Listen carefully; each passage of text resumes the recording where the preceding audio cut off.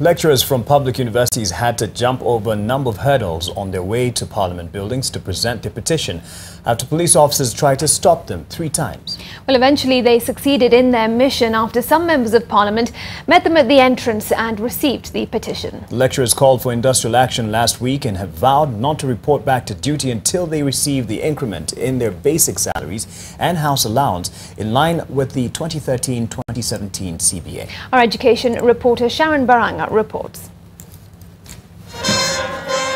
The graduation square at the University of Nairobi was the meeting point for the striking dons.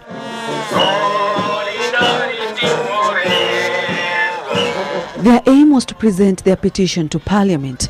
At around 11 a.m., the lecturers started their short trip from the University of Nairobi to Parliament buildings, but they were stopped 3 times by police officers.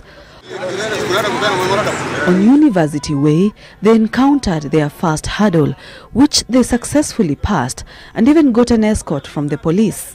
A few minutes later, a man they had hired to play a drum for them was arrested by police saying they were making noise on the streets. And when they got to Parliament Road, they encountered another hurdle. Here, they spent more than 30 minutes trying to talk their way through. Afterwards, only 3 officials from WAS were allowed to walk to Parliament building and deliver their petition. They met with the parliamentarians who were waiting for them.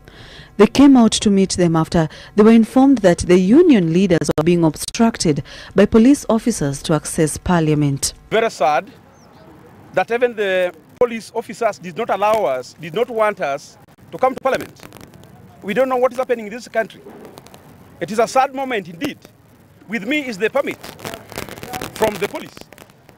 And I'm being told that they have firm instruction not to allow us to petition Parliament. When lecturers are out here defending a simple thing, a CBA that is freely negotiated, deposited in court with a certificate of registration.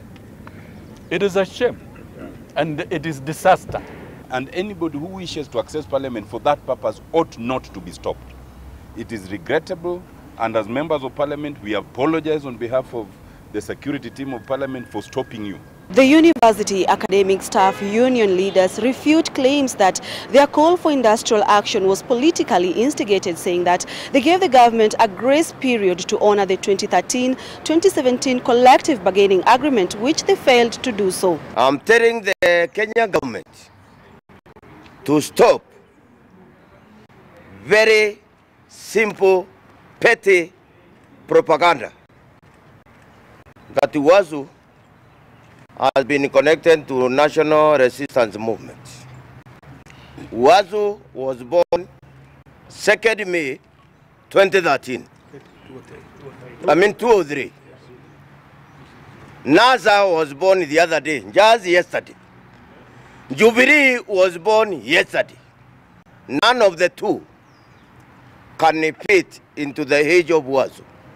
Solidarity forever. The members of Parliament, in solidarity with the lecturers, then sang the all too familiar song. The union leaders then walked to the Ministry of Education offices at Jogoo House. The lecturers have been out of classes for 1 week now, and they have vowed that they will not report back to duty until when they receive the increment in their basic salaries and house allowance in line with the 2013-2017 CBA. Sharon Barang'a, NTV.